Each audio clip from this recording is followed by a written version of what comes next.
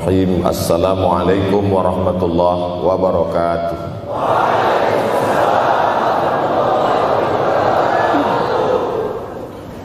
Alhamdulillahi wa kafa, wassalatu wassalamu ala al-habibil mustafa wa ala alihi wa ashabihi ahli tuqa wal wafa. Subhanaka la ilma lana illa ma 'allamtana innaka antal alimul hakim. Rabbi shrah li sadri wa yassir li amri wahlul 'uqdatam min lisani yafqahu qawli. Yang sama-sama kita hormati bapak-bapak wakil rektor, tidak dapat saya sebutkan satu persatu, ketua takmir masjid, hadirin hadirat jamaah fardu subuh, bil khusus adik-adik mahasiswa mahasiswi, insyaallah kita semua dimuliakan Allah Subhanahu wa taala. Man shallas subha fi jama'atin, siapa yang salat subuh berjamaah, faka'annama shallal laila kullah, dapat pahala seperti salat sepanjang malam. Berarti kita sudah salat sepanjang malam, tapi tetap besok malam tahajud. Jangan karena sudah sholat subuh berjamaah lalu tidak lagi tahajud. Apalagi yang memang tak pernah tahajud, dan ini dijadikan alasan. Besok kalau ada orang membangunkan dia, bangun sholat tahajud, man shallas subha fi jama'atin faka'annama shallal laila kullah. Man shalla subha fi jama'atin, siapa yang salat subuh berjamaah, kana fi zimmatillah. Dalam hadis yang lain, siapa yang salat subuh berjamaah, maka sampai petang sampai malam nanti dia akan mendapatkan zimmatillah, tanggungan. Makna tanggungan, dipelihara, dijaga Allah zahir dan batin. Kalaupun dia mati hari itu, matinya dalam istiqamah dan husnul khatimah. Tapi dalam hadis ini cuma 3 Ustaz. Idza haddatsa kadzaba, bicara dusta, wa idza wa'ada akhlafa, kalau berjanji ingkar, wa idza tumina khana, kalau diberi amanah berkhianat. Dalam hadis lain, kalau sudah dilihat orang salat subuh berjamaah, insyaallah diselamatkan dari nifaq, kemunafikan dalam hatinya. Munafik diambil dari 3 huruf, nafaqa. Nafaq, tanal, terowongan, 2 pintu, ada pintu masuk, ada pintu keluar, punya 2 wajah, berbeda zahir, berbeda batin. Tapi salah satu tanda adalah pada salat subuh. Mudah-mudahan Allah menyelamatkan kita dari sifat munafik. Makanya perempuan-perempuan kalau mau dapat suami yang selamat dari munafik, inilah dia pasukan salat subuh ini. Selesaikan aja dulu 8 semester.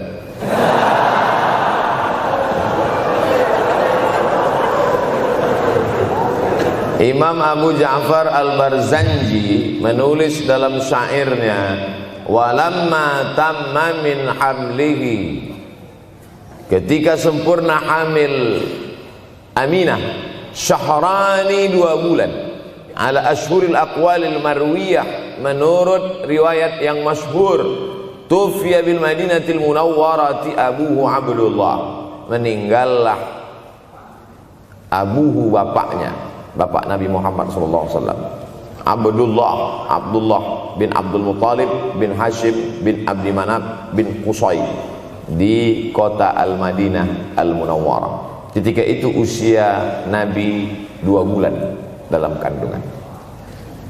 Setelah itu Nabi SAW pun lahir, dibesarkan dalam peluk cium kasih sayang Aminah. Lalu kemudian pada usia lebih kurang 4 tahun dibawa lagi ziarah ke makam ayahnya.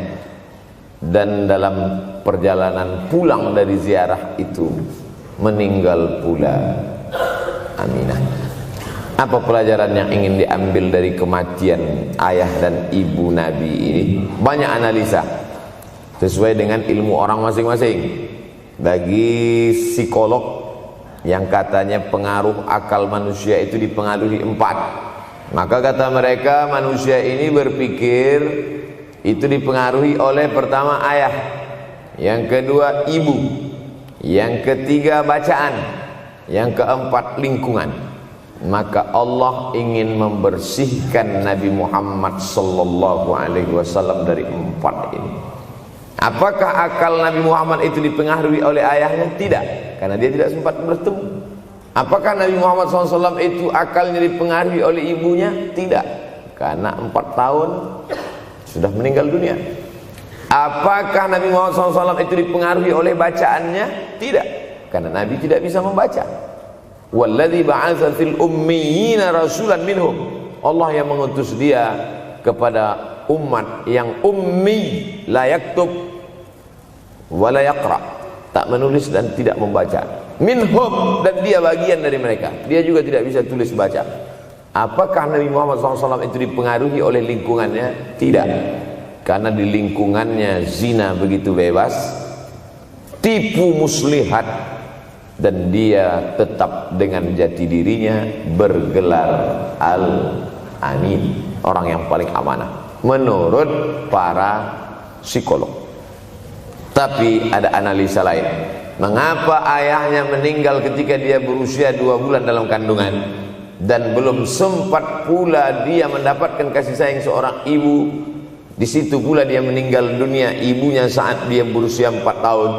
Maka salah satu analisanya adalah Allah ingin menjaga Nabi Muhammad SAW tidak sempat durhaka pada ayah dan ibunya, karena orang yang durhaka tak layak menjadi Rasul utusan Allah Subhanahu wa ta'ala.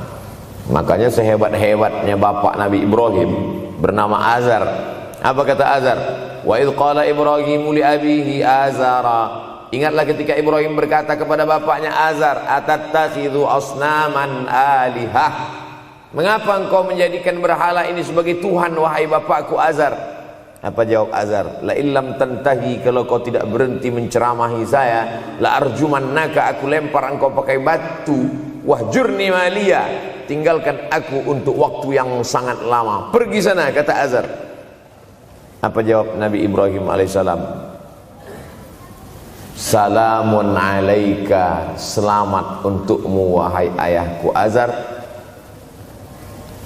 Aku akan memohonkan astaghfirulaka rabbi, memohonkan ampun kepada Allah dosa-dosamu supaya diampunkan Allah. Innahu kana bi hafiyya, sesungguhnya Allah amat sangat sayang dan mengabulkan doa-doa. Nabi Ibrahim sempat bertemu dan tidak melawan. Tapi Nabi Muhammad SAW beda dengan Nabi Ibrahim. Allah buat Ibrahim tidak melawan, tapi ayahnya menjadi durhaka kepada anak. Sedangkan Nabi Muhammad SAW dua-dua dan dijaga Allah Subhanahu wa ta'ala. Nabi Muhammad dijaga sehingga tidak sempat durhaka kepada Abdullah dan Aminah, dan Allah pula menjaga Abdullah, menjaga Aminah, sehingga tidak sempat menyakiti manusia yang paling mulia, Nabi besar Muhammad sallallahu alaihi wasallam. Saya tidak memilah-milih nabi-nabi, karena kita memang tidak boleh la nufarriqu baina ahadim mir rusulih. Kita tidak boleh membeda-bedakan antara satu nabi dengan nabi yang lain. Lalu yang membedakan itu siapa? Allah Subhanahu wa ta'ala. Dari cara panggilnya saja berbeda. Kalau Nabi Adam dipanggil Allah, ya Adam uskun anta wa zawjukal jannah. Nabi Yahya dipanggil Allah, ya Yahya khudhil kitaba biquwwah. Nabi Isa dipanggil Allah, ya Isa inni istafaituka 'alan nas. Tapi Nabi Muhammad SAW, Allah tidak pernah manggil dia ya Muhammad. Allah panggil dia dengan dua sebutan. Pertama, ya ayyuhar rasulu balligh, wahai rasul. Dalam panggilannya yang lain, ya ayyuhan nabiyyu jahidil kuffar. Bukan kita yang membedakan, Allah yang membedakan cara panggilan untuk Muhammad sallallahu alaihi wasallam. Begitu juga dengan berdoa. Kalau Nabi Musa alaihissalam, dia yang berdoa, Rabbis shrahli sadri, lapangkan dadaku, wa yassirli amri, mudahkan urusanku. Tapi Nabi Muhammad tidak berdoa, Allah langsung memberi. Apa kata Allah? Alam nashrah laka sadrak. Apakah belum kulapangkan dadamu? Wa rafa'na laka dzikrak, kami angkat bebanmu. Alladzi anqadha dhahrak, yang membebani pundakmu.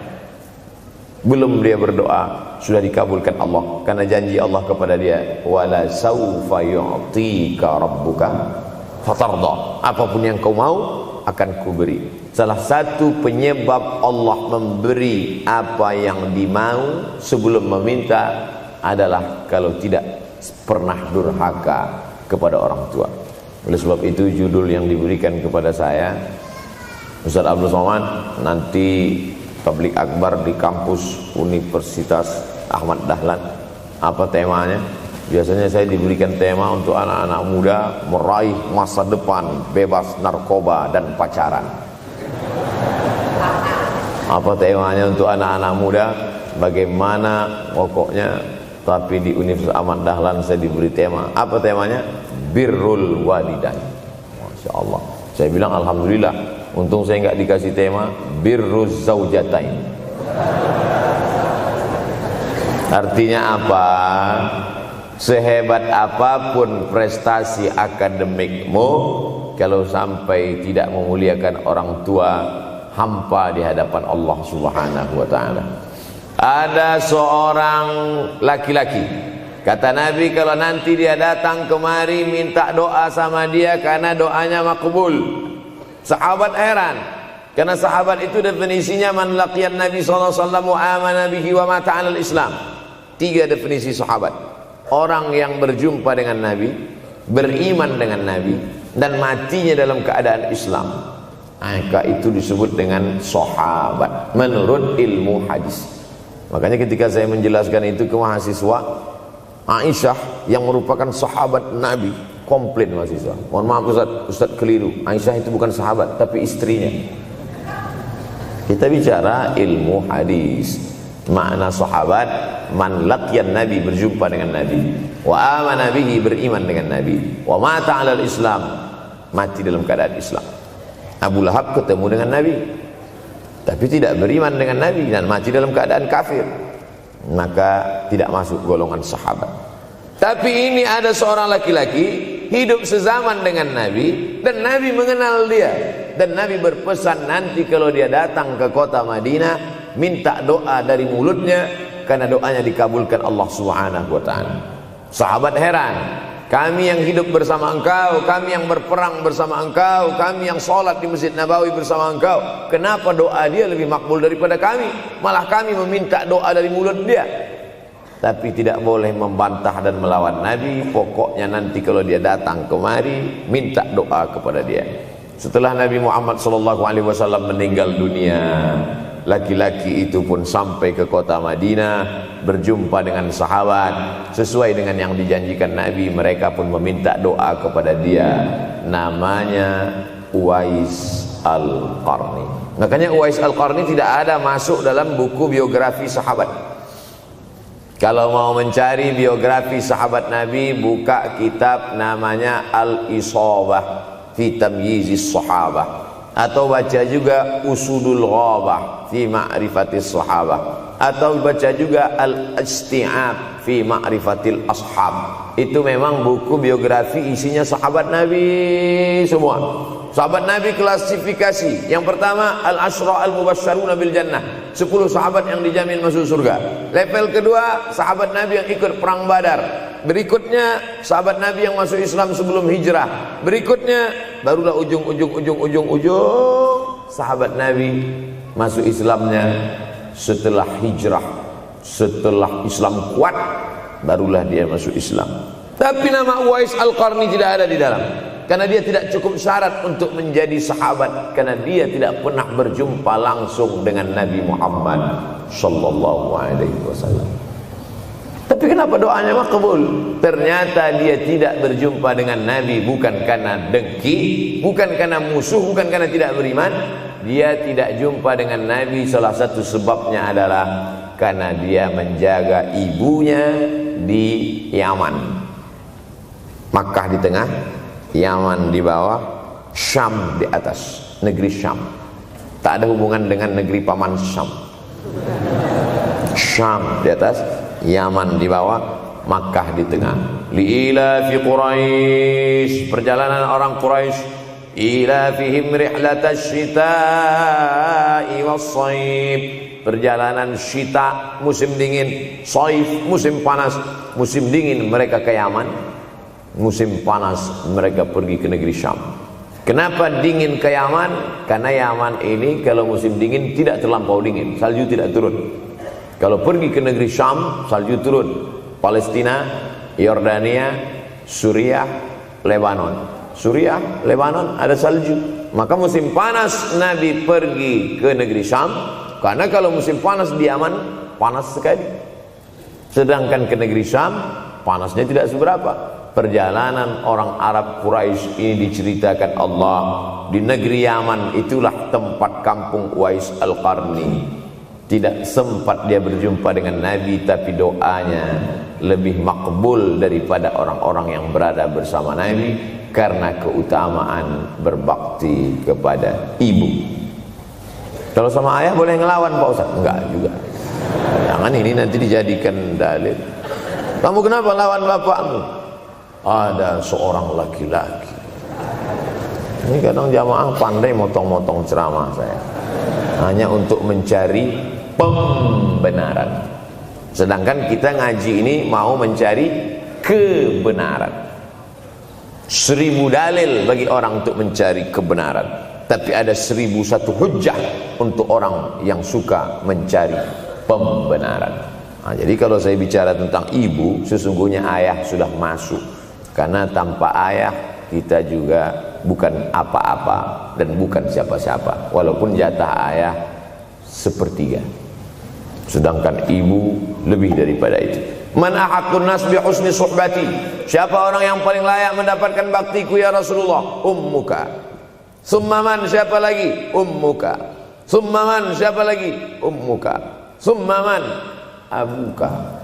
Itu yang menyusun itu Nabi SAW, bukan saya. Itu makanya ibumu, ibumu, ibumu, bapakmu. Kenapa Nabi 3 kali? Kenapa Nabi menyebut laki-laki 1 kali, perempuan 3 kali? Karena ibumu mengandung, ibumu melahirkan, ibumu menyusukan. Siapa yang mau dapat 3 kali? Coba yang 3 ini. Mengandung, melahirkan, menyusukan. 3 ini belum bisa dilakukan oleh laki-laki dimanapun. Adapun merubah wajah sudah bisa. Makanya ada lady boy, wajah lady, betis boy. Tapi untuk mengandung tidak bisa. Ana Rahman, aku ini Rahman, kata Allah. Syaqaqtur rahim wa ja'altu lahu isman min ismi. Aku ciptakan satu makhluk di dalam perut perempuan, maaf, namanya rahim, dari namaku. Ini yang belum bisa dibuat dokter dimanapun di dunia ini, menciptakan rahim, belum bisa. Andai terpecah rekor ini, maka kebanggaan luar biasa bagi LGBT. Tidak bisa, sampai hari kiamat tidak akan bisa, janji Allah. Karena Allah mengatakan dalam hadis qudsi, Ana Rahman ja'altu lahu isman min ismi. Maka ada satu makhluk dalam perut perempuan yang diciptakan, diambil dari Asmaul Husna. Sehebat-hebatnya laki-laki, dari ujung rambut sampai ujung kaki tidak ada di tubuhnya ini yang diambil dari Asmaul Husna, tak ada. Bahwa namanya dari Asmaul Husna ada, Abdus Somad. Tapi ada makhluk di badannya diambil dari Asmaul Husna, itu hanya ada pada perempuan.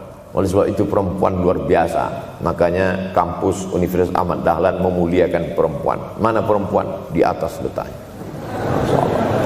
Makanya saya tidak terlalu berani mendongak ke atas. Begitu hebatnya perempuan. Perempuan adalah ibumu, perempuan adalah istrimu, perempuan adalah anakmu, perempuan adalah adikmu. Maka saat engkau memuliakan perempuan, engkau sedang memuliakan 4 aspek dari kehidupan. Ketika Nabi Muhammad SAW diutus Allah ke atas muka bumi ini, salah satunya adalah mengajarkan manusia bagaimana menempatkan pada posisinya. Posisi dia adalah tempat kita menumpang.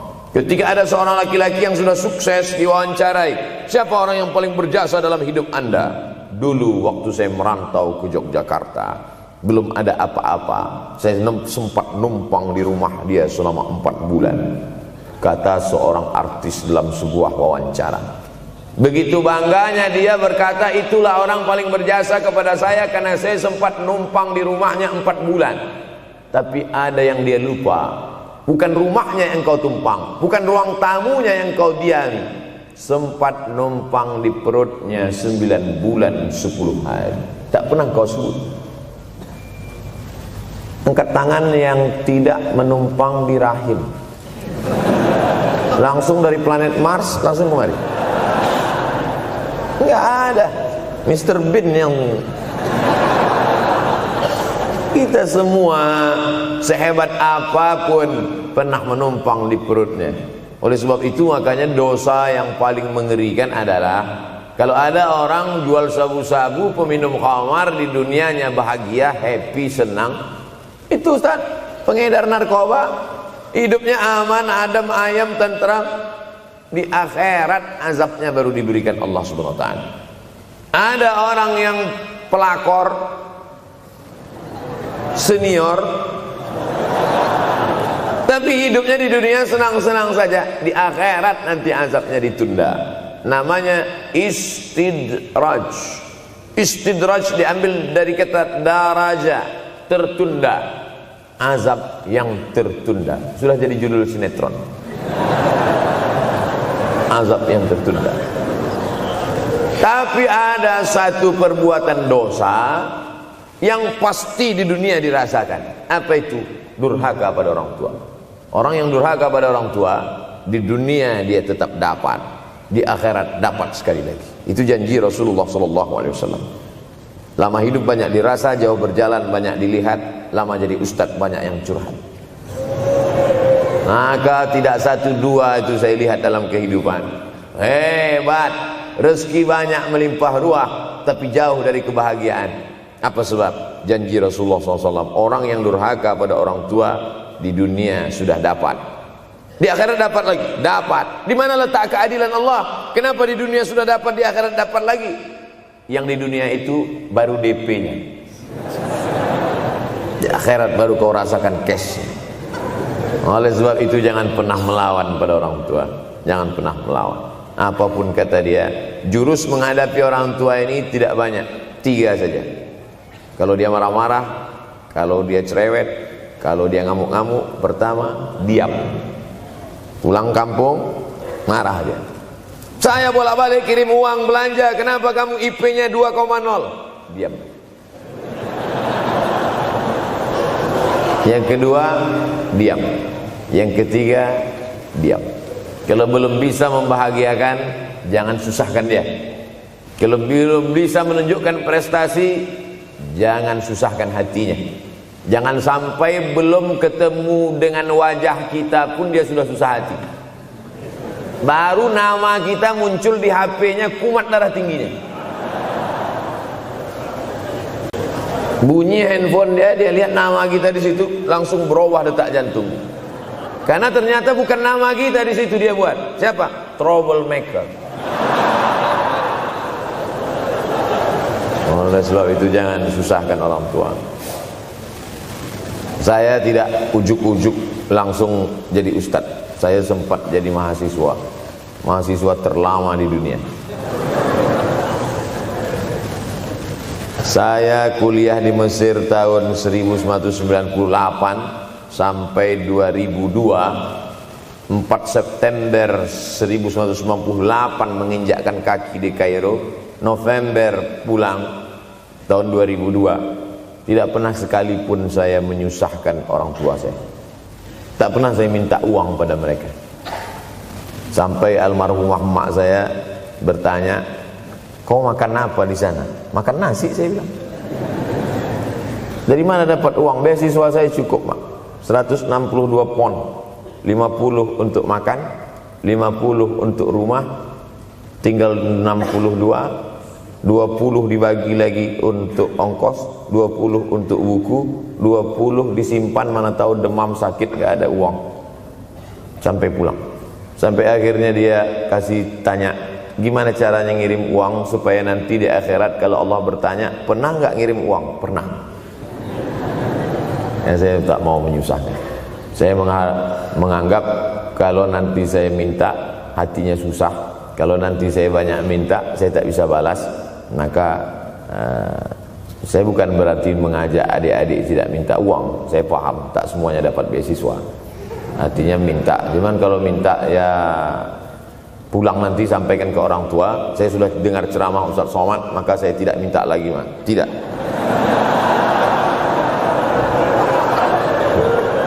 Tapi tolong dirapel setahun sekali aja. Kalau mau merasakan bagaimana sayang mereka, coba hilangkan sayangnya itu agak 1 bulan, 2 bulan, 3 bulan, itu baru terasa. Karena sifat manusia ini kalau sudah tidak ada baru terasa. Judul lagu Roma. Kalau dia masih ada di depan mata kita, masih dekat dengan kita, kita merasa dia biasa-biasa saja. Tapi kalau dia sudah tidak lagi ada, itu barulah. Oleh sebab itu coba kalau mau merasakan, kasih tahu dia, papa, mama, untuk biaya kuliah saya 1 semester ini tolong jangan kasih dulu. Saya mau jual koran dulu. Saya mau kerja di Dorsmir dulu. Saya mau kerja loper dulu. Saya mau susah-susah dulu. Seketika saat kita tahu susahnya itu, tetes peluh keringat, air mata, di situ loh baru kita tahu, oh ternyata perjuangan mereka ini luar biasa. Saya tidak bicara ceramah saja, tapi dalam kehidupan saya pribadi dulu saya laksanakan, saya pernah buat, saya pernah kerjakan. Tapi tidak saya rencanakan itu, saya harus begini, tidak. Memang bagian dari takdir hidup. Mungkin tidak minta uang itu karena jauh ke Mesir. Kalau seandainya dekat, sering juga minta. Nah, memang dikondisikan saya untuk terbang jauh ke Mesir, lalu kemudian setelah jauh itu tidak meminta, tapi kemudian setelah pulang berjumpa, sempat bersama orang tua. Bulan Maret 2019 kemarin baru meninggal dunia ketika saya sedang ceramah di Madura, Pulau Madura, diundang oleh sahabat saya, kakak kelas di Mesir dulu, Dr. Fauzi Tijani. Dan pagi itu rencananya mau ziarah ke makam Kiai Khalil di Pulau Madura. Begitu mau ziarah langsung dapat SMS segera pulang karena orang tua meninggal dunia. Akhirnya saya langsung ke airport Surabaya dan langsung pulang. Sebelum malam sudah tiba pemakaman. Artinya apa? Penyesalan panjang, kenapa tidak mencium tangan orang tua, kenapa tidak?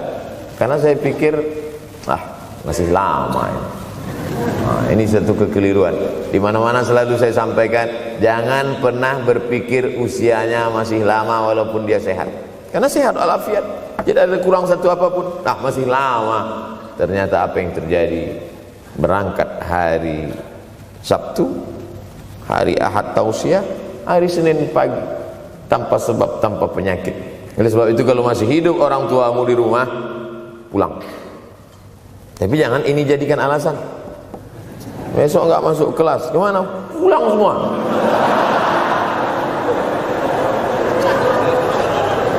Pulang sesuai dengan kondisi, situasi dan keadaan. Pulang. Kalau masih bisa membahagiakan dia apa makanan kesukaannya, belikan. Suka makan apa dia? Belikan. Itu yang dia inginkan. Andai kita gendong dia dari Yogyakarta berangkat ke kota Makkah, sampai di Makkah tawaf 7 putaran, dari Safa ke Marwah, pulang lagi ke Jogja, belum tentu dapat membayar sekali teriakan dia saat mengeluarkan kita ke alam dunia. Jadi banyak orang terlalu membanggakan. Saya sudah banggakan dia Pak Ustaz, saya sudah bayarkan ONH-nya. Berapa? Baru DP-nya. Sudah merasa berbakti kepada orang tua? Belum. Makanya digunakan kata birrul walidain.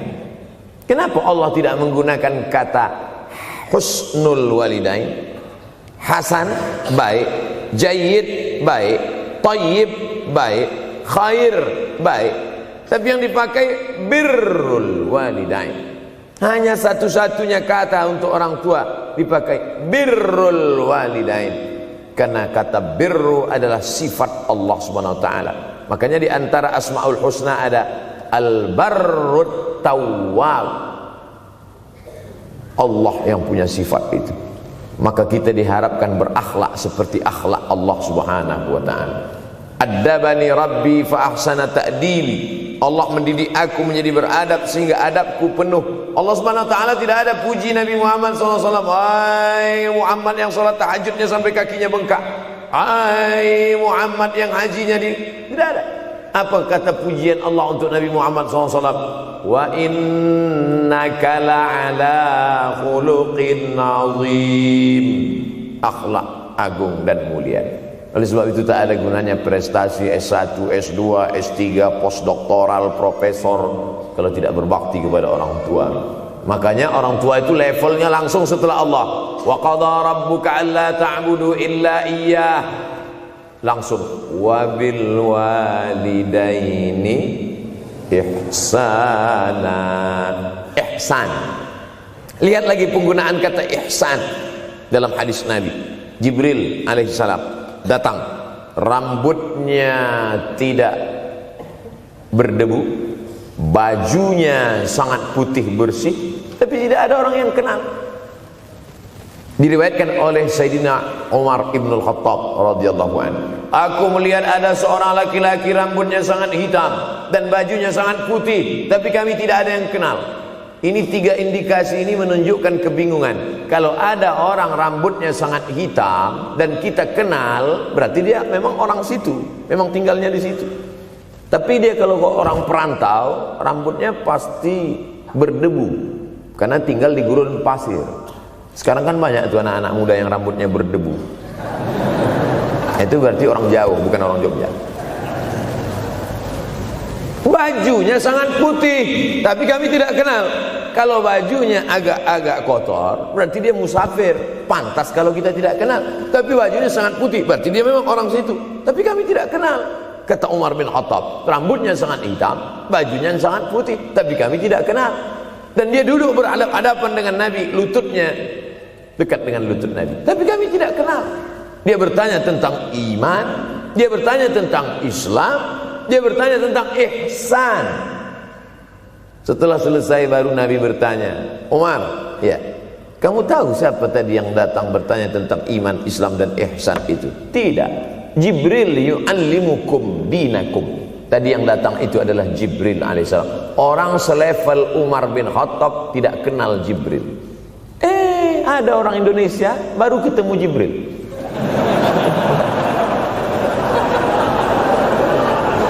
Umar bin Khattab kalau lewat di suatu jalan, kalau Umar bin Khattab lewat jalan Sudirman, maka setan lari ke jalan lain. Ini ada orang satu perjalanan sama setan, ngaku kenal dengan Jibril alaihissalam. Makanya kalau baca hadis, satu hadis, tapi analisa dari hadis itu banyak sekali. Umar tidak kenal dengan Jibril kecuali setelah Nabi Muhammad SAW yang bercerita mengenalkan. Dari mana Nabi tahu? Nabi dapat wahyu dari Allah Subhanahu wa ta'ala. Tapi ada analisa lain. Apa maknanya? Allah menggunakan kata ihsan untuk orang tua, Nabi menggunakan kata ihsan untuk Allah. Ihsan untuk Allah, anta'budallaha ka'annaka tarah, kau sembah Allah seakan-akan engkau melihat dia. Fa in lam takun tarah, kalau kau tidak bisa melihat dia, fa innahu yarak, sesungguhnya dia yang selalu melihatmu. Tidak pernah putus ihsan. Ihsan Allah kepada kita, tidak pernah putus pengawasan Allah. Bagaimana ihsan kita kepada orang tua? Tak pernah putus bakti walaupun dia sudah meninggal dunia. Makanya kita tetap membaca walaupun dia sudah masuk liang lahat, jam 2 malam bangun, Rabbil firli wali walidayya warhamhuma kama rabbayani shaghira. Ada seorang sahabat Nabi namanya Sa'ad. Sa'ad sudah jadi bahasa Indonesia. Banyak juga orang Indonesia laki-laki sifat Sa'ad. Orangnya Sa'id, artinya bahagia. Sa'adah, kebahagiaan. Jenenge sapa? Sangadah. Itu dari bahasa Arab. Sa'adatun, bahagia. Datanglah seorang laki-laki bernama Sa'ad menjumpai Nabi sallallahu alaihi wasallam. Ya Rasulullah, wahai Rasulullah, ummi matat, ibu saya sudah meninggal dunia. Afa atasaddaqu anha, kalau saya bersedekah kira-kira pahalanya sampai apa tidak untuk almarhumah ibu saya? Kata Nabi, tasaddaq, silakan engkau bersedekah. Ayu sadaqatu afdal, sedekah apa yang paling afdal? Saqiyul ma, memberi air minum. Memberi air minum, niatkan untuk almarhum almarhumah, kata Nabi, tasaddaq, silakan sedekah. Langsung tanpa pikir panjang, apa kata Sa'ad? Idzan ahfiru bi'ran, kalau begitu saya gali sumur sekarang juga, sumurnya saya wakafkan dengan niat almarhumah. Oleh sebab itu, yang orang tuanya sudah meninggal dunia, pulang dari sini jangan gali sumur, cukup telepon, assalamualaikum, sumur bor. Cari pondok pesantren yang kesulitan air, pergi ke kaki-kaki gunung, orang mencari air satu jerigen mikul 5 km jalan. Di situ tempat minum lembu, kerbau, di situ juga mereka mengambil air. Cari, galikan, mengalir air sumur untuk mereka, mengalir pula sampai ke liang lahatnya. Itu bakti kita. Pulang dari sini, cari pondok pesantren, panti jompo, panti yatim. Assalamualaikum Bapak pimpinan yatim, saya lihat ini kamar mandinya sedikit, orang ngantri banyak, keran air tidak ada. Gimana ini? Berapa lagi yang perlu sumur bor di sini? Kami perlu kira-kira 5. Insya Allah. Bapak mau bantu? Enggak, nanya-nanya aja. Nih, ini akan menolong di hadapan Allah Subhanahu wa ta'ala. Tapi kalau dia masih hidup, masih ada, senangkan hatinya. Pulang dari Universitas Ahmad Dahlan Yogyakarta dengan membawa selembar kertas. Apa itu? Transkrip nilai semester ini IP 4. Siapa yang tidak bangga? Bangga orang tua. Saya pulang dari Mesir, saya bawa ijazah LC. Satu lagi ijazah dari Maroko, MA. Ini mak, ijazah LC MA. Saya tidak lihat dia nampaknya tak bahagia. Karena dia dulu waktu saya kecil nyuruh saya, kamu mesti doktorandus. Itulah cita-cita ya dia yang tidak sampai. Saya mesti doktorandus. Di mana mau mencari titel doktorandus sekarang? LCMA. Saya bilang, mak, ini LCMA ini lebih hebat dari doktorandus. Artinya apa? Bahwa menyenangkan hati orang tua itu ketika hati dia terbuka, bahagia, disitulah pintu-pintu rezeki itu terbuka. Turun barokah-barokah itu. Buah kalau matang itu dijolok, jatuh. Dan menjatuhkan rahmat Allah itu, membuka pintu-pintu langit, mengetuk pintu-pintu rahmat dan ridha Allah dengan ridha orang tua. Makanya kata Nabi, ridha Allah fi ridhal walidain. Kalau Allah ridha, maka semua yang kau mau dia berikan. Orang kalau sudah ridha itu artinya senang. Orang kalau sudah senang, semua dia kasih. Apa yang ada di tangannya, itu dia berikan. Tadi malam sampai di hotel, datang seorang jamaah, buka cincinnya. Cincin paling dia sayang, dia kasih ke saya. Laki-laki. Nah nih Ustaz Somad, ambil. Duduk saya tadi, duduk. Datang anak muda, dia lihat saya tak pakai sorban, dikasihnya sorban. Cuman akadnya belum jelas apa ngasih atau pinjam, Allah. Orang kalau sudah senang hatinya, semua dia kasih. Begitulah orang kalau sudah dapat ridha Allah Subhanahu wa ta'ala. Kita baru berharap dapat ridha Allah. Makanya habis salat subuh selalu diajarkan, raditu billahi Rabba, aku ridha engkau sebagai Rabbku ya Allah. Apakah Allah ridha terhadap kita? STJ, status tak jelas. Cara mendapatkan ridha Allah, pancing dengan ridha orang tua. Senangkan hatinya, terbuka pintu rezeki. Makanya sulit hidup kita, sempit. Dari kerut kening kita udah kelihatan. Kenapa?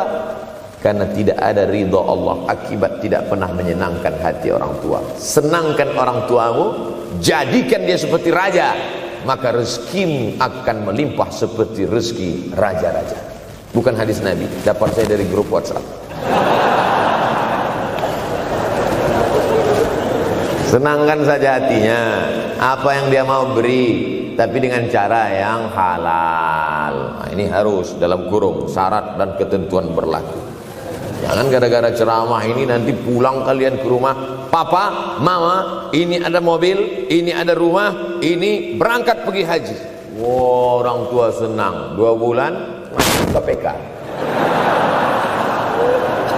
Innallaha tayyibun, Allah maha suci, la yaqbalu illa tayyiban. Allah tidak menerima kecuali yang suci-suci saja.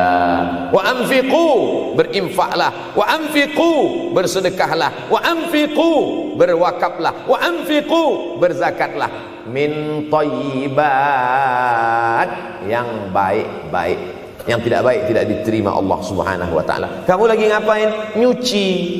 Lagi ngapain? Nyuci. Pakai air apa? Air kencing.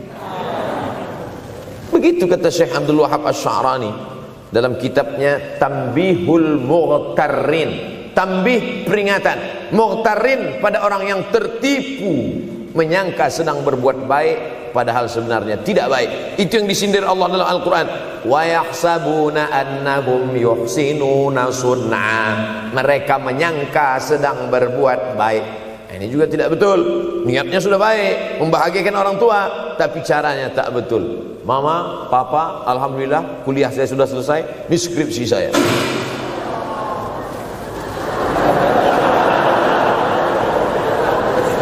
Masya Allah. Bayangkan kalau kiamat tiba-tiba terjadi. Begitulah agaknya terkejutnya kita. Kiamat terjadi tapi belum sempat berbakti kepada orang tua. Dosa belum sempat meminta maaf. Silap dan salah, berapa kali kita kencing di kainnya yang bersih. Berapa kali dia tidak jadi tahajud gara-gara kita menangis dari Isya sampai subuh. Pakai pengawet nangisnya. Tapi kita tak pernah sadar itu. Kita menganggap kita di dunia ini dibesarkan angin. Kita menganggap kita ini bangsawan, bangsa yang hidup di awan.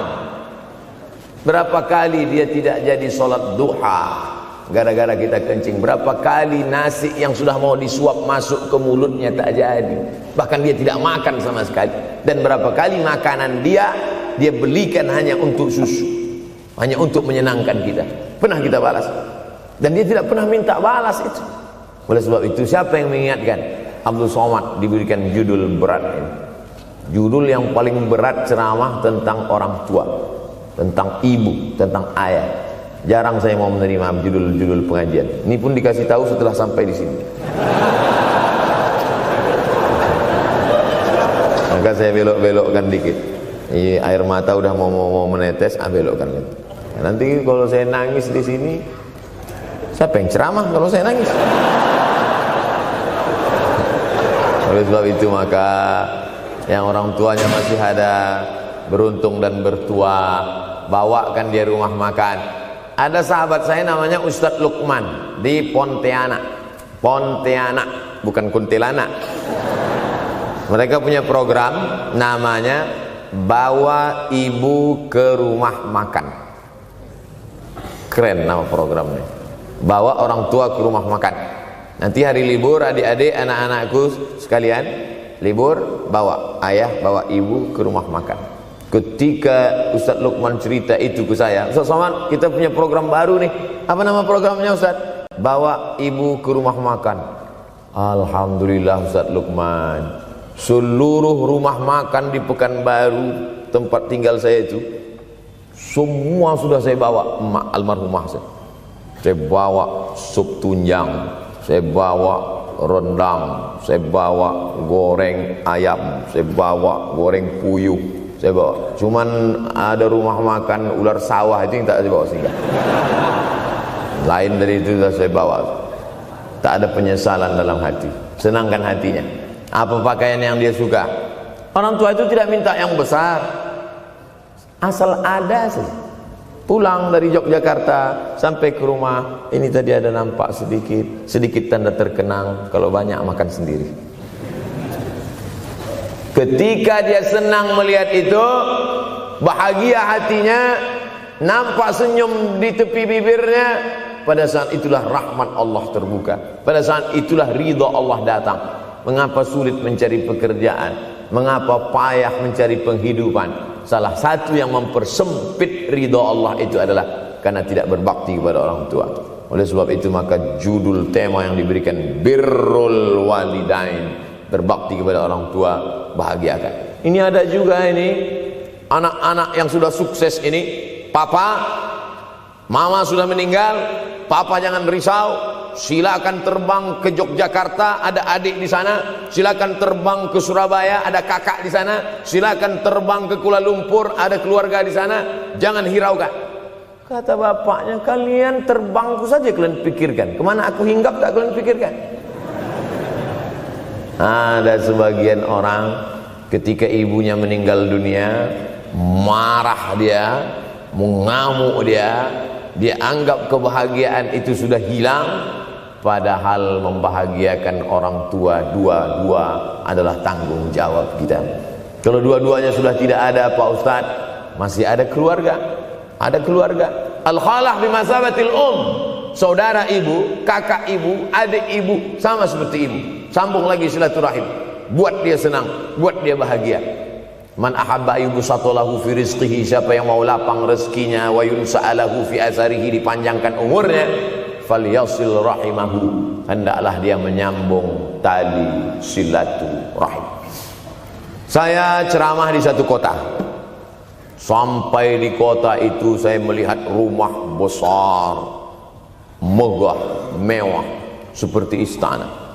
Cuman saya segan mau nanya, nggak mungkin saya tanya, Pak, ini hasil dari apa? Saya tengok, saya ngangguk. Kawan-kawan saya yang ikut di situ seperti ngelihat kucing semuanya. Mantap. Setelah dulu makan, habis makan minum, habis itu Sohibul Bait yang punya rumah pun cerita, Ustadz Abdul Somad, iya Pak. Dulu ini hanya bambu-bambu yang dikasih daun, yang dikasih terpal. Tempat apa Pak? Tempat ibu saya buat pengajian. Setiap tahun dibuat begitu. Pasang tiang-tiang kayu, pasang terpal, daun-daun, pengajian ramai. Sampai akhirnya saya berkata, Bu, pengajian kita hentikan saja, stop. Saya tidak sanggup lagi pasang tenda, pasang terpal ini. Tapi akhirnya apa kata ibu saya? Nanti setelah saya tidak ada, pengajian ini terus kamu buat. Allah bukakan pintu rezeki Ustaz Somad. Inilah yang terjadi sekarang. Saya belikan orang tua saya itu rantai, saya belikan gelang, saya belikan cincin. Bulan depan saya datang, sudah nggak ada lagi. Mana gelangnya Mak? Nggak ada. Mana rantainya Mak? Nggak ada. Mana cincinnya? Nggak ada. Kemana? Itu kan emas mahal. Sudah saya jual. Untuk apa? Untuk bersedekah ke fakir miskin. Rupanya gelangnya, rantainya itu habis dia berikan sedekah fakir miskin. Tobatkah si bapak untuk berbakti? Tidak. Bulan depan dia belikan lagi. Sampai akhirnya diberikan Allah balasan melimpah ruah. Ternyata ini rahasia dari keberhasilan hidup, karena menyenangkan hati orang tua. Saya tak sebut nama, saya tak sebut lokasi, tapi yang mau berkunjung nanti saya kasih lokasi tepatnya. Saya kasihkan nanti alamat dari Google, saya kasih. Supaya melihat secara nyata, kalaulah rezeki itu hanya diberikan kepada orang yang bersungguh-sungguh, pergi pagi pulang petang, peras keringat, banting tulang, maka tentu yang kaya itu adalah sapi yang membajak dari pagi sampai sore. Kalaulah kekayaan, keberhasilan itu diberikan yang paling pandai memanjat, maka tentu yang kaya itu monyet. Tapi Allah berikan kepada siapa yang dia ridhai. Dan penyebab ridha Allah itu adalah karena orang tua yang senang hatinya. Yang sempat durhaka, tidak sempat minta maaf, meninggal dunia dia sudah, apa boleh buat? Kau sudah booking seat di neraka. Yang sudah sempat durhaka, tidak sempat minta maaf, meninggal dunia gara-gara dia pecandu narkoba, pemabuk, pezina, mati. Orang tua dalam keadaan susah. Berapa kali saya ketemu ibu-ibu selesai pengajian, pergi saya ke tempat parkir, ibu tua 70 tahun menangis. Ibu nangis kenapa bu? Anak saya Pak Ustaz. Kenapa dia? Disuruhnya saya jual tanah. Mama jual tanah. Untuk apa mama megang tanah? Udah tua aja pun jual. Mestinya anak itu yang menyenangkan hatinya di hari tuanya, bukan malah menyuruh jual tanahnya. Jual tanah supaya dia bisa bangun rumah, jual tanah supaya dia bisa menyekolahkan anak-anaknya. Na'udzubillah. Sudahlah tidak membahagiakan, malah menyusahkan. Ustaz, anak saya nyuruh saya jual tanah saya supaya dia senang, supaya dia dapat duit. Gimana nih Pak Ustaz? Mungkin si ibu berharap saya menjawab, ibu sabar aja ya bu, sabar ya. Ibu salah tanya bu. Kalau mau sabar cari ustadz lain, ada spesialis sabar, bukan saya. Begitu dia kasih tahu, anak saya maksa saya jual tanah saya, Pak Ustadz gimana? Mana alamat rumah anaknya? Mana? Saya mau datang. Mana? Anak durhaka, neraka jahanam tempat kau.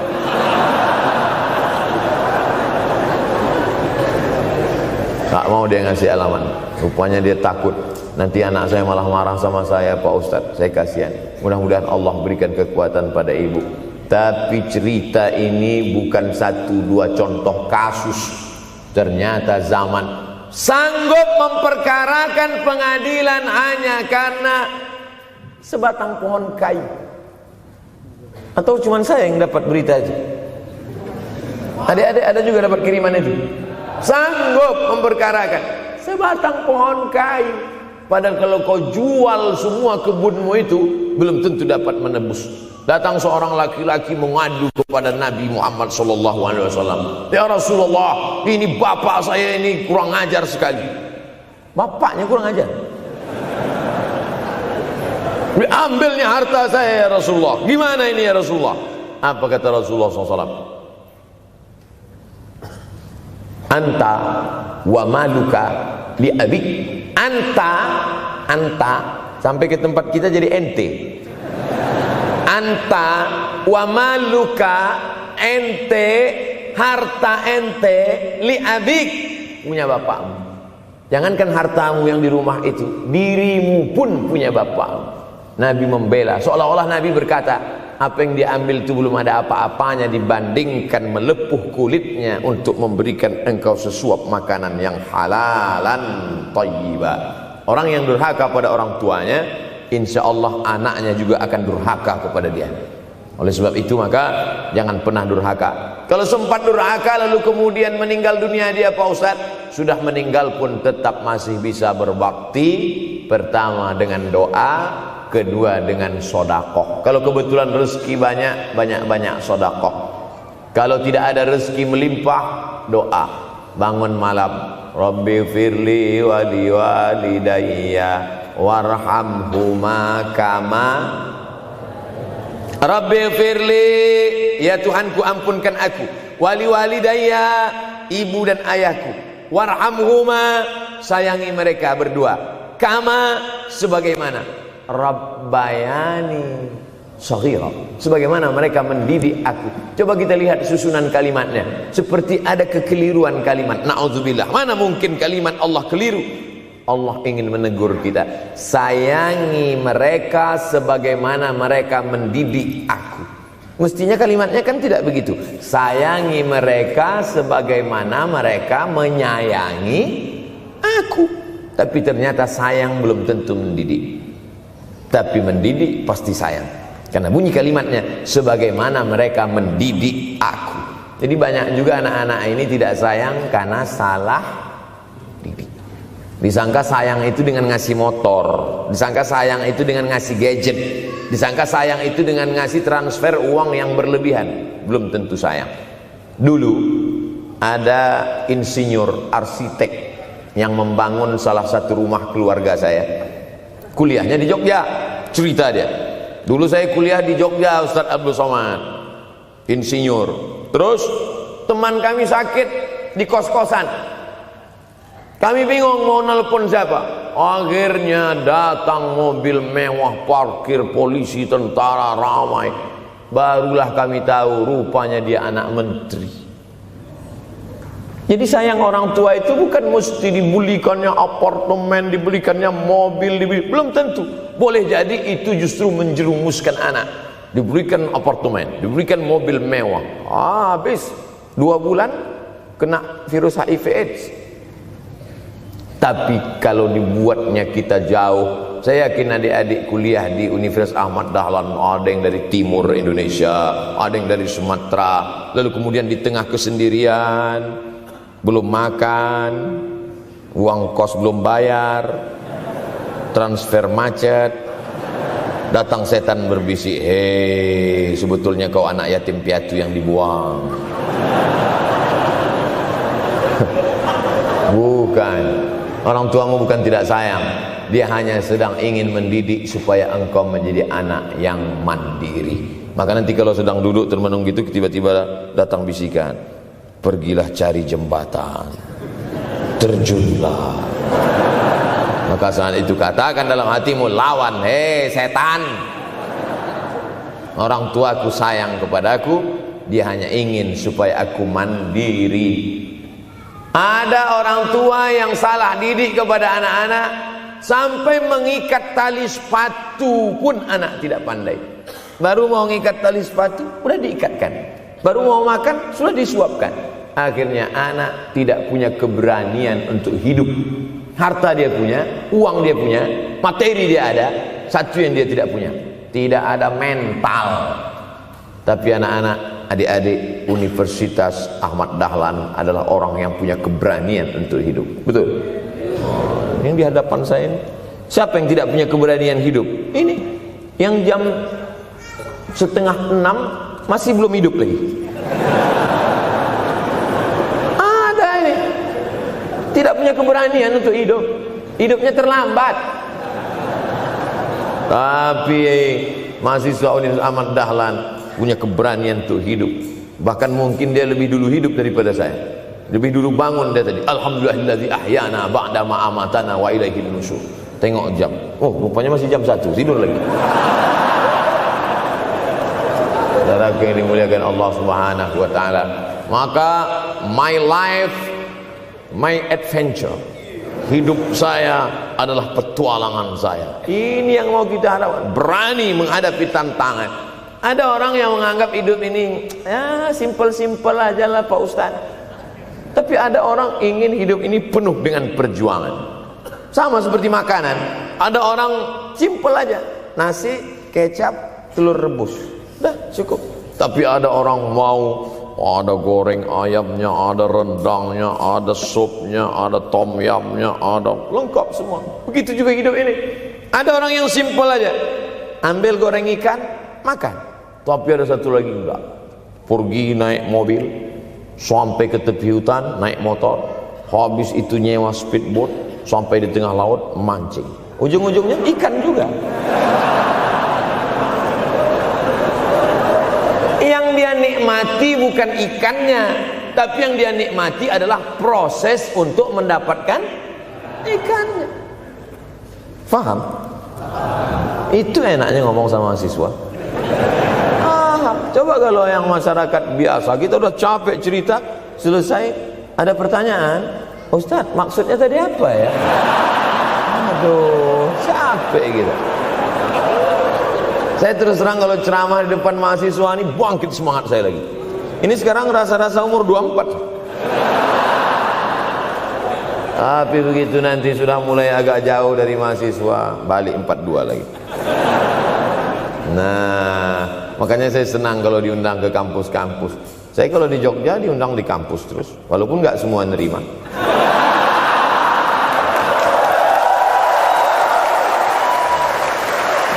Saudara saudaraku yang dimuliakan Allah Subhanahu wa taala, maka kita harus sering-sering bersama. Apa ini takbir? Takbir itu ngusir setan. Tadi saya ceramah jam 4:30, sekarang sudah jam 5:30 Artinya saya sudah ceramah 70 menit. Ini sudah keluar dari kode etik. Karena di mana-mana saya ceramah 60 menit. Kenapa bisa Ustaz Somad ceramah 70 menit di Universitas Ahmad Dahlan ini? Kenapa? Semangat yang membuat kita. Padahal berdiri lagi, tahan, belum sarapan lagi, tahan. Artinya apa? Yang membuat kita kuat itu bukan materi, bukan makanan, tapi semangat. Maka jangan sempat kehilangan semangat. Bangkitkan semangat. Semangat terus. Semangatnya apa? Semangat ingin membahagiakan orang tua. Kalau lupa, tulis. Biasanya mahasiswa ini kan suka lupa. Tulis di dinding kamar. Semangat bahagiakan calon mertua.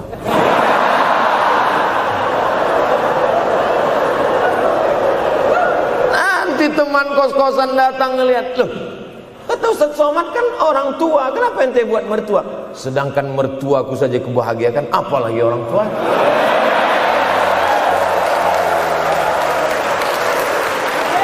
Begitu hebatnya. Cuman kadangnya kita hanya mendapat ini hanya di sinetron-sinetron saja. Real nyatanya di mana? Datanglah ke Universitas Ahmad Dahlan. Jadi hidup ini harus ada target yang mau dicapai. Banyak orang targetnya nggak benar. Saya ingin menjadi orang yang punya kepribadian, Pak Ustadz. Rumah pribadi, mobil pribadi. Target bahagiakan orang tua. Gaji pertama kalau kerja nanti umroh. Oh, gitu. Ma, doakan. Nanti kalau aku kerja insya Allah gaji pertama nanti memberangkatkan umroh. Syukur-syukur nggak usah diomongkan dulu, kasih surprise, senang. Mama, ayah, ini gaji pertama. Dia buka, tengok 700.000.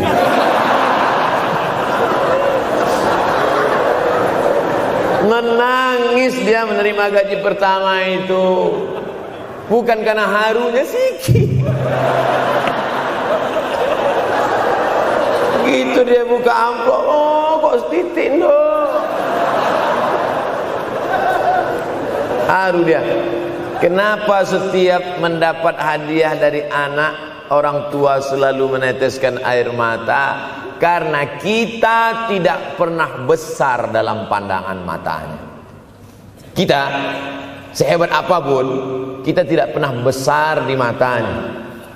Di pandangan ibu ayah kita, kita adalah anak kecil yang tapak kakinya 2 jari, panjangnya sejengkal. Maka jangan pernah ceramahi orang tuamu. Jangan mentang-mentang sudah mahasiswa pulang, ayah sini, mama sini, dulu. Assalamualaikum. Bisa. Karena kita tidak pernah besar di mata orang tua. Kita tetap kecil. Walaupun kamu sudah menikah, sudah punya istri, sudah punya anak, kau tetaplah anak-anak dalam pandangan dia. Oleh sebab itu jangan sok besar, jangan sok hebat. Kalau ada pesan yang ingin mau disampaikan, jangan melalui mulut kita, dipinjam mulut orang lain. Tokoh masyarakat, alim ulama, dia ngajinya di mana? Ada yang mau kita perbaiki, jilbabnya mungkin kurang panjang, mungkin ada kebiasaan dia yang kurang baik. Sementara kita udah ngaji, sudah belajar di Universitas Ahmad Dahlan, sudah terpelajar, membuat dia mau menjadi orang baik. Tidak mesti dari mulut kita, pinjam mulut orang lain. Assalamualaikum Pak Kades, pinjam mulut Pak Kades sebentar. Pak Kades, ayah saya kan orangnya baik sama Pak Kades. Iya, nanti kalau saya ngomong dia nggak dengar. Jadi saya mohon tolong Pak Kades. Pak Kades, ayah saya sampai sekarang belum sholat Pak Kades. Jadi tolong Pak Kades nasihati dia. Kata Pak Kades, saya juga nggak sholat. Hancur dunia persilatan. Oleh sebab itu senangkan. Ini banyak anak-anak yang udah ngaji, yang sudah aktivis masjid, merasa ingin orang tuanya baik, dia sendiri menceramahi, nggak ketemu, nggak connect dia. Ayah sini, orang yang tidak sholat neraka jahanam tempatnya. Sakit hati, meleleh air matanya. Sekali kau buat air matanya menetes, maka kau akan berenang dalam kesengsaraan. Jangan pernah buat dia menangis. Kalau dia nangis haru Pak Ustaz, nggak apa-apa. Cuman kita kan sulit membedakan mana air mata haru, mana air mata sedih. Sama-sama bentuknya air mata. Makanya ada ungkapan, jangan menangis air mata buaya. Kenapa selalu kalau disebut air mata buaya? Karena memang buaya menangis bukan karena sedih, tapi karena kekenyangan. Buaya kalau habis makan orang, keringat, buaya itu tidak ada pori-porinya. Kita kalau berkeringat kan keluar pori-pori, ini keluar air. Buaya nggak ada. Satu-satunya tempat air keluar, itulah. Makanya menangis buaya, keluar air mata buaya. Maka jangan sampai kita nangis karena kekenyangan. Haru dia melihat pemberian kita. Di saat itu menetes air matanya, berdoa, dia memanjatkan doa, mengetuk pintu-pintu langit, terbuka. Masya Allah. Tembus. Pantasan doa mahasiswa Universitas Ahmad Dahlan kabul, rupanya pintu terbuka. Doa kepada Allah Subhanahu wa taala. Kadang-kadang kita merasa doa kita yang dikabulkan Allah, kadang-kadang kita merasa sok hebat.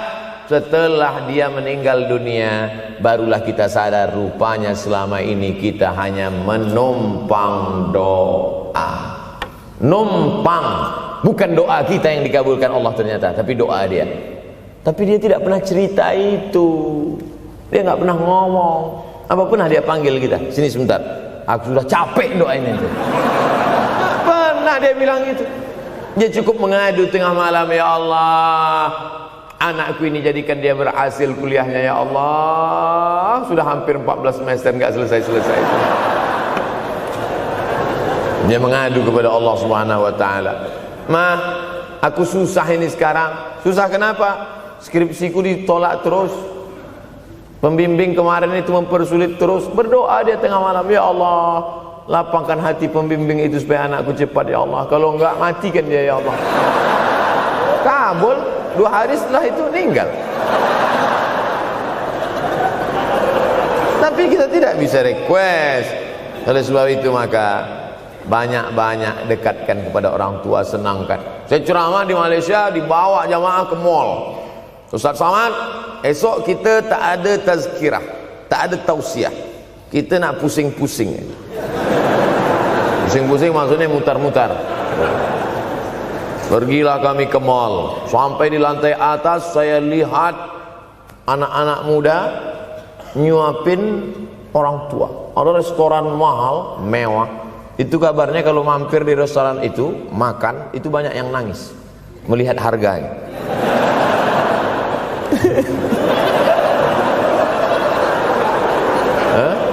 Ada saya lihat anak-anak muda yang ganteng-ganteng, perempuan yang cantik-cantik menyuap orang tua. Orang tua yang sudah tak berambut, sudah perempuan tak berambut lagi, rontok saking tuanya, kulit sudah keriput. Duduk, didorong pakai kursi roda, dibawa ke mall, sampai di itu diberikan restoran tercanggih, termahal, dia sendiri yang menyuapkan makanan. Ternyata bagi saudara-saudara kita Tionghoa, salah satu mengundang berkah menyenangkan orang tua. Itu keyakinan mereka. Kok kenapa ente kasih makan? Ya oke lah. Ajaran kita mengajarkan tapi kita tak amalkan. Ketika tetangga, kawan, sahabat kita mengamalkan, rezekinya melimpah, baru kita heran. Dia kok kaya ya?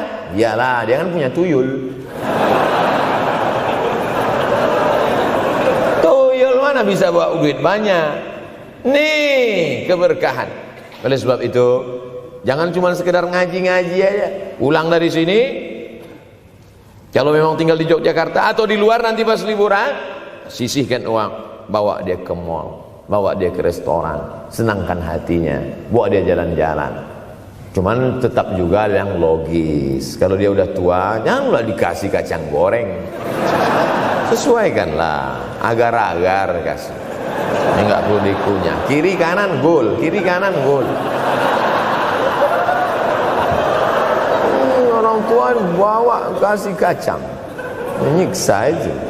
Saudaraku yang dimuliakan Allah Subhanahu wa taala, kenikmatan yang terbesar adalah ketika orang tua masih ada bersama kita. Kalau sudah tak ada, nanti saat Idul Fitri, Allahu Akbar, Allahu Akbar, Allahu Akbar, la ilaha, barulah menetes air mata. Mama. Saya kalau sudah menengok orang menangis terlalu berlebihan mengenang orang tua, ini pasti ada, kalau bahasa kampung kami, something wrong. Pasti ada sesuatu ini. Karena orang kalau sudah habis tumpah, dia tidak akan menetes lagi. Tumpahkan kasih sayangmu itu sampai habis ludes, dia tidak akan menetes lagi. Tak ada penyesalan, karena semua sudah kita berikan. Kalaupun menangis hanya tetesan kasih sayang. Tapi kalau sampai mencakar dinding, mama, ini pasti. Saya kalau ada orang yang menyesal sampai mencakar dinding, mau saya antukkan aja kepala yang gede. Dulu waktu hidup kenapa enggak waktu? Sekarang udah mati baru kau menangis kan? Senanda. Nah, tapi tentu sesuai kemampuan kita, karena kata Allah, la yukallifullahu nafsan illa usaha. Allah tidak membebani orang lebih dari semestinya. Ustaz ceramah sampai jam berapa ini? Sampai jam 6 insyaallah. Saya mau lengkapkan. Jam kita sama tuh. Oh sama, jam 6. Jam 6 maka saya ceramah 90 menit nanti di Universitas Ahmad Dahlan.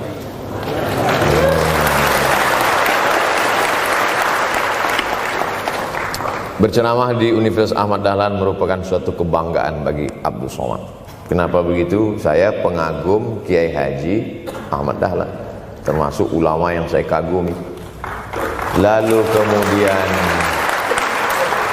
apa kekaguman di antara kekaguman Ustadz terhadap Kiai Haji Ahmad Dahlan? Beliau punya keberanian untuk melawan arus TBC, tahayul, bid'ah, coerafat. Dia berani melawan itu. Dan akhirnya, dan beliau tidak membangun ketokohan. Tidak yang dibangkitkan itu Ahmad Dahlannya, tapi yang dibangkitkan itu metodenya. Yang dibangun itu relnya. Sehingga nanti kalau kereta apinya lapuk, tetap akan ada kereta api baru yang lewat di rel ini. Ini yang dibangun. Dan akhirnya sampai hari ini saya sedang berada di hadapan kereta api yang baru. Ada Thomas.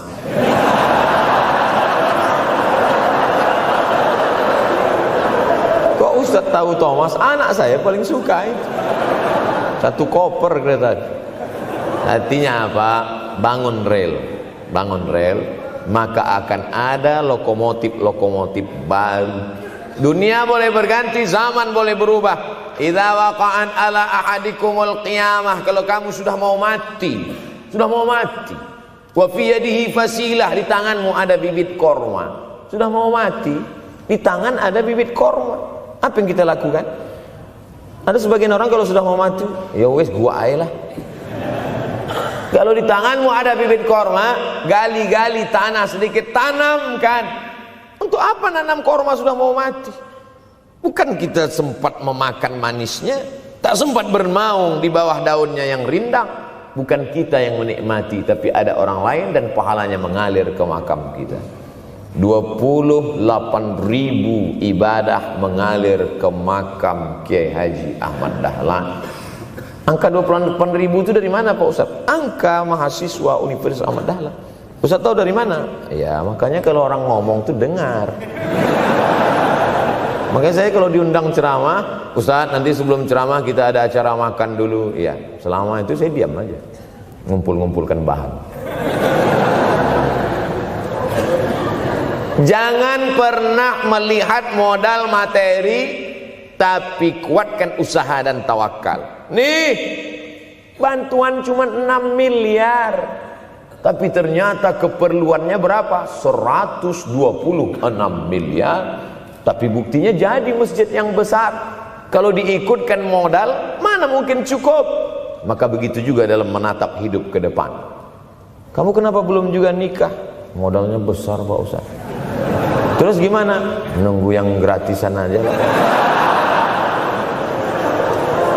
Dan begitu, usaha, tawakal, doa. Doa. Nah, bagi yang masih lajang, yang mau nikah, itu kalau bisa doanya jangan sir, agak jahar dikit.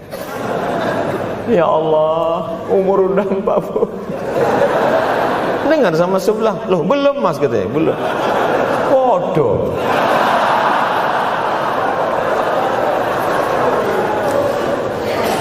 Kira-kira rezeki itu Allah yang ngatur atau kita yang ngatur? Allah. Makanya diantara Asmaul Husna Ar-Razzaq, yang maha memberi rezeki. Kalau Allah yang mengatur, mungkinkah Allah menyia-nyiakan kita? Tidak. Cicak di dinding, semua tahu, karena dari kecil kita memang sudah diajari lagu cicak. Cicak, cicak di dinding. Ada nggak pernah yang dinyanyikan lagu kadal? Ada. Kenapa mesti cicak? Coba tanya ibu kita yang dulu nyanyikan. Mama, kenapa cicak, Ma? Karena kalau buaya terlalu gede, nak. Kenapa cicak? Dia sedang mengajarkan kita bagaimana cicak dengan segenap kelemahannya. Cicak itu binatang yang lemah, hidupnya aja sungsang. Kita selalu berlawanan dengan cicak. Yang kata kita di atas, kata cicak di bawah. Tapi makanan cicak luar biasa. Apa makanan cicak? Helikopter, nyamuk. Cicak tidak bisa menggunakan tangannya, karena kalau dia pakai tangannya jatuh. Kadang pakai 4 aja jatuh. Selalu kan kejadian eksiden cicak jatuh. Cicak tidak pernah gunakan tangannya untuk makan, karena dia harus berpegang kuat. Apa yang dia pakai? Lidahnya. Lidahnya dia pakai. Nyamuk yang dia makan.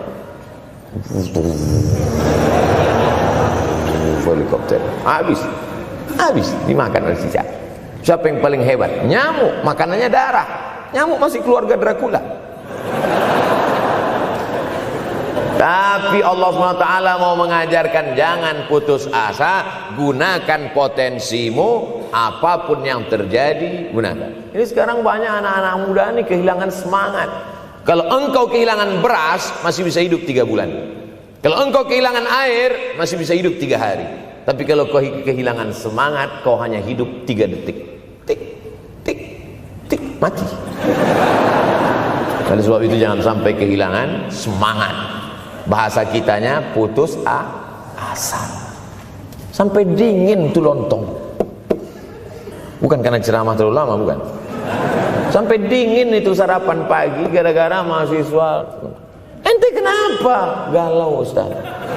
SMS nggak dibalas, telepon nggak diangkat. La ilaha illallah Muhammad Rasulullah. Mahasiswa seganteng ini, sehebat ini, begitu cepat putus asa. Saya aja setua ini, sekurus ini masih banyak yang mau. Lihat tuh komen-komen di Instagram, baca tuh komen-komen di YouTube. Ustadz, jadikan aku yang kedua ya. Masa kalian anak-anak muda gagah perkasa, bangkitkan semangatmu, takbir. Banyak yang belum ketemu jodoh. Saudara yang dimuliakan Allah Subhanahu wa taala, maka bangkitkan semangat. Tapi yang namanya semangat ini tidak bisa bangkit dengan banyak. Kita lihat orang bersemangat, pede di depan orang, pede luar biasa. Dia kok pede sekali? Pakai sandal. Banyak juga yang semangat, pede luar biasa, rupanya pakai jimat. Kita pede kita bukan karena sabu-sabu, bukan karena narkoba. Pede kita karena kita sudah serahkan semuanya pada Allah. Inna sholati wa nusuki wa mahyaya wa mamati lillah. At-tahiyatul mubarakatun sholawatun thayyibatun lillah. Tapi tetap satu. Jangan nanti mentang-mentang udah dengar ceramah saya at-tahiyatul mubarakatun.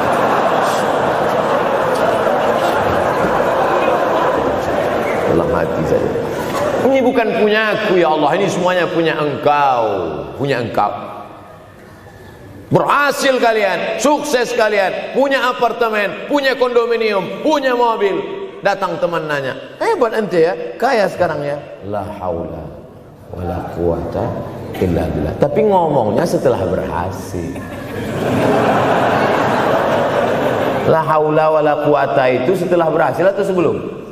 Setelah semua dipuji orang, hebat ente sekarang ya. La haula wala quwwata. Bukan punya saya, punya Allah. Tapi sekarang banyak orang salah. Ente kok enggak kerja? La haula.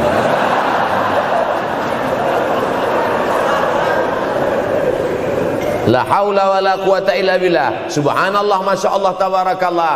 Menunjukkan manusia lemah, tak punya apa-apa. Dia ingin berkata, ini hanyalah punya Allah. Begitu juga dengan acara ini. Kenapa acara di masjid? Kenapa acara di kampus kemarin ramai melimpah ruah?